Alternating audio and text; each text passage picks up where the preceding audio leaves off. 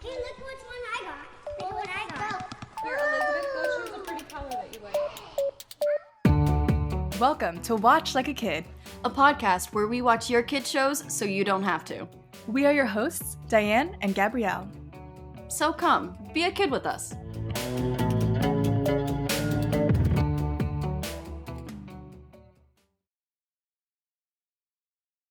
Hello. Hi. Welcome to Watch Like a Kid.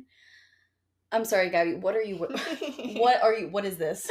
Okay, y'all know I like to be on theme, and I was struggling with Cocomelon. I didn't know what to do, so I bought napkins, and here's my whole idea, fam. I thought napkins is, I don't know if you could see it, but it has the little baby from Cocomelon on it. Well, baby is debatable, we'll get into that. And I was like, oh, I could do napkins. We could wear them like bibs, and then we could have watermelon. But I did not get a watermelon, but I had the idea of dressing watermelon colors, so I probably don't even need the bib anymore. I'll probably get rid of it halfway through. And I told Diane to dress. If you're not watching, if you're not watching, you're just listening. Diane is circling her finger around her head like Gabby needs help. Gabby is as crazy as the show we are covering today, which she just launched into it, but it's Cocomelon. Cocomelon, baby. Cocomelon, okay? We're finally doing it. We're doing it, and here's the thing. We're not really... This episode's going to be structured a little differently. As in, this one is totally, completely, 100% unhinged. Yes. Because as soon as we hit play to watch Cocomelon, that is what the vibe became. Yeah, that was a wrap for us. We got like 5 minutes in, and I think that we were like, no. No, I mean, we trudged through still. We watched more than that for you guys. Thank you for taking the bib off. It was going to bug me the whole show.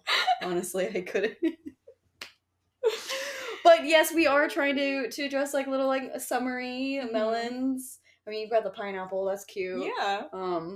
Or fruits. It was, I'm not gonna lie, it was kind of a struggle to find a theme to this show. I think we did good. I think we did good. This is Yeah. really fantastic. Honestly, this is a watermelon. It makes you almost want to watch the show. Almost? Almost. No, Not quite. I don't know. Not quite. This is a show where Diane was like, you might want an adult juice box for this one. You want to leave the room completely. You don't. So normally we tell you, we encourage you to watch the show or the movie or whatever we're covering. Mm-hmm. We say, yeah, we got you, we cover it for you, but also go watch it because you don't want to miss out. You're not missing out on anything. Don't watch this one. The reason I wanted to cover Cocomelon is because I have heard many a mom sabotage this show. They hate it. I have heard people reference other things on the internet and saying, this is my Cocomelon. And I was like, what do you mean by it? Like, you're a grown adult. It has nothing to do with kids, and you're saying that this is your Cocomelon? Do they say it in a way that's like positive or negative? Negative. It's probably because Cocomelon, it gets in your head. It's horrible. I don't want to diss like the creators of Cocomelon. I don't want to diss anyone who's involved in the making of this show. The premise was really sweet. The creators essentially animated this and created it as a YouTube channel to entertain their children. And now it's like one of the most watched YouTube channels ever. And it's actually Netflix's most popular, most streamed show. How many, like, is that like 82 billion views on YouTube or something? Something ridiculous like that. It's wild. It is, and it's essentially an hour-long episode, so to speak, with a bunch of 3-5 minute like sing-along songs. It's like karaoke. It's kind of like karaoke. They have like the words bouncing and everything. For a child at a very young developmental age, I can see why it's their addiction. Yes. However, you parents, this is the one chance, if you do let your child watch it, that you can go and have like a quick snack or, I don't know, scream into the void for an hour. Yeah. Because this show, it's basically... It's not really a show, even. It's not. It's like It's like minis, like shorts, because it did start from YouTube. Right. And so the thing about the show, the reason why a lot of people think it's so addictive is because it switches the frames really, really quickly. Yes. And so whatever's on the screen, it changes like every 2 seconds. So it's almost like their TikTok. It's like boom, boom, boom, boom. And the kids can't, you know how when you're scrolling on TikTok at the end of the day and you're not even really enjoying yourself, you're just kind of like scrolling, but you can't stop because it's so fast, the changes on your screen, that it's almost like a dopamine hit every time and you just can't stop. To me, it like reminds me of like hypnosis almost. You know, or like you watch those almost like optical illusions where it's like the spinny things, and once you look away, like it's kind of warps your view, but you can't stop staring at it. You're like hypnotized. Yeah, that's what it made me think about, because it does make children be able to pay attention to it a little longer because it's so fast each shot, and then they have such big eyes and big faces to have them be able to focus on something, and the colors are so bright. It has been studied that it does use a lot of senses for children. Yeah, it's sensory overload for most kids. Yes. Now, know your kid, but it will be, I think, overload for many. I think at times it is meant to be extra because for young kids, then you can have them kind of learn to work their senses. But I do see how some kids kind of can't do without it almost, because it's like almost addiction, because it does become an overload. But just watching it every now and then or something, or just like one episode or like just a few of the songs, I can see it being, a very good way to keep a child's attention. Right. However, having them watch it constantly, it might be too much. It's kind of like when I had to tell myself, like, oh, I like maybe shouldn't. I actually didn't go on TikTok for a long time because I kind of had a feeling it would consume my life. Yeah, same. So I was just kind of refused. And then when I allowed myself to go on TikTok, I had to like create rules for myself, because I found myself like I was like losing sleep. I was like, and that's the kind of the thing where you just have to set, I think, like boundaries for your kids with it, because I do think it can turn into something where now their attention spans are like on overdrive, and now they don't know how to sit still. They don't know how to like do something that's a little more like slower paced, and if you put on like a show that's more slower paced from like kind of like our childhood, had a lot of slower paced shows if you think about it. Like Little Bear is coming to my mind right now, but like slower paced shows, it's like something about it is like calming. Or even think of Bluey. I know we covered Bluey in the past. If you think of Bluey, of this like, there's like, it's still sensory, right? They have the bright colors and there's play and it's fun, but it's not as sensorily, is that the word? It's not as jarring. There's not as much going on. There's not as many. The Cocomelon has bright colors. It's like a sounds all the time. Big music, very, very clinky. Imagine like walking into a Chuck E. Cheese. Yeah, or like the circus. And there's just everything everywhere. It's like chaos. It's chaos. But that is why it captivates young children. I would say to a child that doesn't have like is not at an age yet to really like play by themselves or play with others yet. I feel like it's a decent show for them there. Once they're, past being like 2-3 years old, it's a bit too much. It's a lot. They need to move on to something else. Yeah. There are parents who have come online and talked about how they feel like their kids have had behavioral issues after watching Cocomelon. Yeah. So because it is like withdrawals. It reminds me of when I get really into a show and I will binge it for 8 hours. Like I'll take don't call me out like that. But yes, as you all know, if you guys like and follow and subscribe us as you should, you will know my journey with my love and affection for X-Files. Yes, great example. I would watch almost an entire season in a weekend, and there is 20 some odd episodes and they're 42 minutes long. And I would not even notice. Like I would basically brain rot on the couch. And then the week would come and I would be like, I would literally have to just not watch television for a whole week, like nothing. I would try not to go on my phone. I would try to just not even turn my TV on. I had to do something else because as much as I wanted to continue to watch it, my brain was just so overloaded.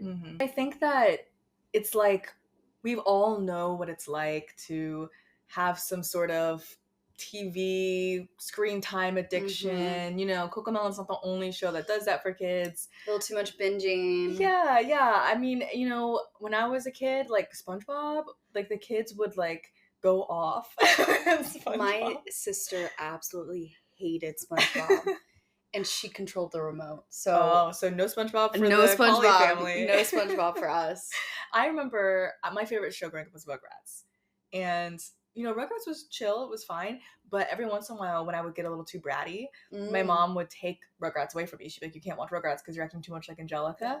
And so then I would stop watching Rugrats for a little bit until I showed that I was fine again, and then she would let me have it again. So I think it's one of those where you just kind of keep watching your kid, and if it seems like your kid is showing behaviors of like withdrawal or something, if when you turn Cocomelon off, if it seems like they don't know how to focus, then maybe we can dial the Cocomelon back. But maybe your kid is fine with it. Like there were some kids who could handle SpongeBob when I was a kid. I could not, but there were some kids who could. Sometimes you can really just get overloaded, oversensitized with everything. And if that's the case for your kid, then be sure to just check out all of our other videos that we've done, because we do cover different kids shows that might be a little more mellow, a little more laid back for them, especially as they start to get older and whatnot, like weaning off of Cocomelon and that kind of going into a whole different kind of TV watching. I still think it is nice as a whole. Such a simple concept. It's really just mostly them having little songs, kind of bippity bopping around. For me, the animation is a little creepy. Not gonna lie, they're big eyes, and those songs will get stuck in your head. They will. And they do have on their YouTube, and I think you said that it's also streaming, that they have a Cocomelon Lane, which is, I think, a little more interactive. Like the main child like actually talks, and they have a little more. They have like plot lines. They have more lessons, play and yeah. So if you don't want the constant singing, but your kid still likes Cocomelon, try Cocomelon Lane. Yeah. And they're also still short little episodes. Yeah, like half an hour. A little more educational, I would say, than just singing like the wheels on the bus. Yeah, because I guess if your kid's like a little older. Yeah, because the baby would probably be fine with the singing, but if you want. It makes me wonder if or what our Cocomelon was when we were kids, or if there was. Did we watch TV as like babies or like like toddler? I don't think I did. I don't really think I did much, like honestly. And if it was like for an hour at like in front of the TV every now and then. Honestly, I will say when I was like 3 or 4 in preschool, I remember one of my earliest memories is watching TV with my mom after school, because my sisters were older, so they were actually in elementary school. I was in preschool, so I only had like a half day or something, and I remember I would watch soap operas with my mom. Honestly, the best show to just don't even worry about Cocomelon. Like we don't need gateways into soap operas. Just go right to get her done and go right there. Go to Days of Our Lives, All My Children. I think the first, maybe I can remember like Barney, like Sesame Street. Like, I feel like those are probably like the earliest shows that I remember watching. I remember Out of the Box. Oh, remember that one? Out of the Box. They did a little like Out of the Box. Oh my gosh. Oh, in like the outro where they're like saying goodbye, like you're my friend. I remember that one. I love it. Out of the Box was elite. But it makes me. I'm gonna have to ask my parents. Maybe you should ask yours too. If any of those shows that we watched like annoyed them to no end, but we're still catchy. That would have been really good to like discuss. We should have. Yeah. We didn't think about this. Didn't think about that. I do know my dad was like, I was sick and tired of The Lion King because we watched it so many times. But that's a movie. My dad would. One time I watched like The Parent Trap quite a bit because best movie ever, right? Best movie ever. And he would make fun of me. He's like, Gabby, how many times you watch The Parent Trap? Blah blah blah. And then I would catch him watching The Parent Trap. Yes, my dad loved that movie. So don't make fun of me, like, Padre. You know what? They're on to something. It's like this movie kind of slaps. I hate to say, I don't think Cocomelon is one that you're secretly going to be watching. Stick to Bluey or something. Oh, speaking of Bluey, Miraculous. I do think my parents probably like Blue's Clues. Probably was like annoying for them. Oh my god, yeah. I will admit, I think for me it probably would have been Dora, but Dora annoyed me. I didn't watch a lot of Dora. I couldn't stand it. You know what's funny? I didn't like that she asked me questions. I was like, figure it out yourself. You answered her, and then she acted like she couldn't hear you. Where? I'm like, Dora, babe, we've been here. Okay, the map is in your backpack, babe. Swiper is gonna try to swipe. JJ the jet plane. Do you remember that one? Oh my god. JJ. I came after like Dragon Tales or something. Yes. And I remember in the morning, after like when JJ came on, I would walk out of the room. And I remember one time my mom was like, "Do you not like JJ?" And I remember going, "I don't like his face." And my mom goes, "I don't really like his face either." I will say, as far as, because I know, I have heard that a lot of kids, you even just play the short intro jingle to Cocomelon and kids like start will whip their running. head around. I will say that was me with Dragon Tales. It's a good theme. It's a good, That was a great me with show, Rugrats. but also That was me with Rugrats. Da, da, da, da, da, da. I literally would run into the room. I probably will now if I hear it. Like one time I heard, for some reason, an ice cream truck was playing the Rugrats tune, and I legit was like, "Where is it? Where is it?" No, I know my preschool toddler show. It was the big comfy couch, because the first doll I had at the hospital, like when I was a baby, I had a Molly doll. I was gifted a Molly doll. I still have her. I adore her. I love her. I gotta ask my parents to send me a picture of her. I still love her. But like at the hospital, like that was like my first like gift. And so I watched the big comfy couch all the time. I loved it. And apparently my sister was obsessed with that. Did she have a Molly doll? Because apparently it took her everywhere. Apparently like I would like drag her on the floor and like take my Molly everywhere, and it was so cute. And I just loved her. So shout out to the big comfy couch, because they were like the 10-second tidy and the little clock workout. Like I think the actress that did that to this day is still like a national treasure, kind of like how the Blue's Clues guy, he's just we all just still Steve. We love you. Honestly, come your little hang TikTok things where you're like, tell me how it's going. It's gotten me through some times, honestly, more than I would like to admit. But anybody wants to come hang out on our not that big comfy couch, more than welcome. Okay, so that answers our question. Yeah, we were like, what shows would probably annoy our parents, and there we go. That's all of them. That's all. Honestly, probably all of the shows annoyed them, because we probably watched them over and over and over. But I will admit, I think our parents turned it on and they left the room. I know my parents were just like, "I'm out." Screen time who? Yeah. My parents did not. I could watch TV all day and they had no problems. Well, I wasn't like glued to it super close. Like I sat far away at least, and we had commercials. I remember my parents doing like this, scoot me back, because I would be like right up on the screen. They were like, that's why I wear glasses now, y'all. That's it. They're like, man, come on, babe. They're like, you need to eat some carrots, because you're always looking at the TV. 90s parents, man. Oh my god. I will say, like, commercials helped with like cable and stuff. Like, commercials helped, and like you couldn't like binge stuff like you can now. You watched the show for 1.5 hour every day, and it was a nice routine. But then you knew when it was over, you're like, I have to be done. Yeah, and it's not like. But nowadays, I imagine in the car. You couldn't watch it in the car. You couldn't watch it at a restaurant. Nowadays, you can like have an iPad or something and watch it. I can only imagine the struggle of a child like going through that withdrawal of being able to like access it so many times, pick which show they want to watch when, and then like having to like not watch it anymore. Right. I think honestly, so the thing about Cocomelon, I think it just brings up a conversation about screen time. It really does, because it is one of those shows that your kids will probably get really into, and it will probably be their first experience of like having screen addiction, might be the only one I can think of. And so that's probably why parents hate Cocomelon, because they're starting to see that with their kid for the first time. It's a never-ending discussion and cycle, and there really is no good or bad way around it. Or it's just like this whole new age of occupying a child's time, which honestly, I don't blame parents for letting them watch a little TV. I mean, I grew up with all the screen time I wanted, and I'm fine. Like,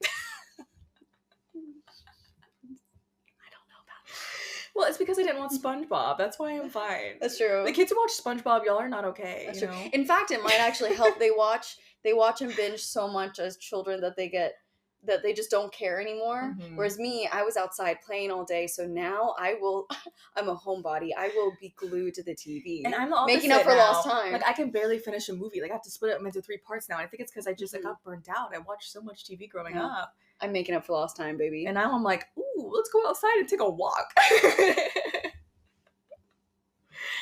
All right, so parents, like, what are your thoughts about Cocomelon? Why do you hate it? If you don't hate it, love to know why you don't hate it, because I haven't heard that take yet. Is there one parent or caregiver out there that watches it with their kids?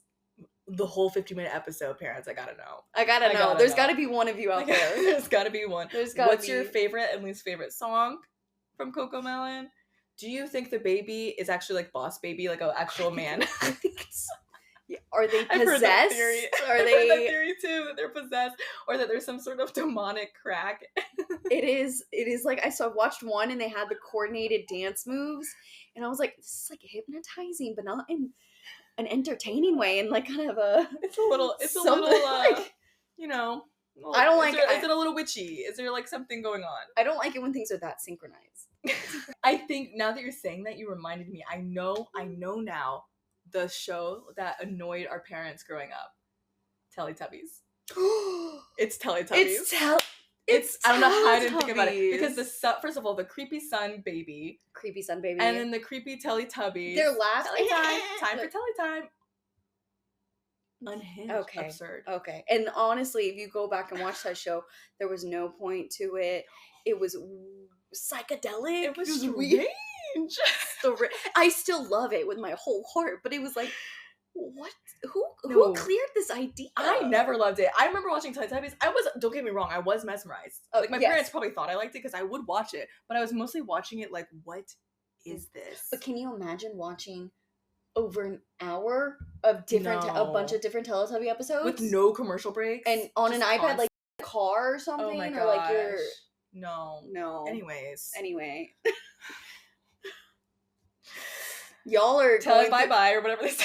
Parents, caregivers, we do not envy you on this one. We don't envy you. I mean, but get it. Parents, hear us out. We do not judge. If you put on Cocomelon so you can go have a snack, so you can go, take a nap, I do not judge you, fam. More power to you. I do not judge you. We'll figure it. You know what? When your kid grows up, we'll help you deprogram. Send them our way. Yes, because we cover teens. Yeah. We also cover teens. Teen shows, teen episodes, Yep. teen movies. Yep. We've got you through every stage of life. So stick around, because I'm sure there's more in store, and tell us your thoughts on the Cocomelon cult.